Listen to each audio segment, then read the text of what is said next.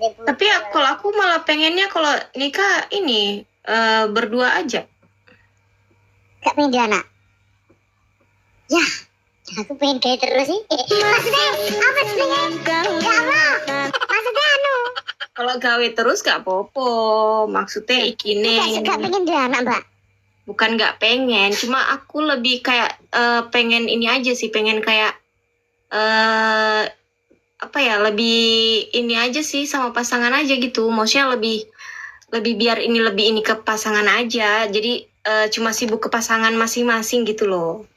Wah, jadi nggak ada sibukan yang lain dulu gitu loh. Oh maksudnya ketika setelah nikah pengen sendiri kita berdua dulu bersama ya, tahun gitu. Senang-senang dulu kita biar bisa jalan-jalan kemana-mana gitu. Wah kita saja ada esperapi terus kafe gimana kita.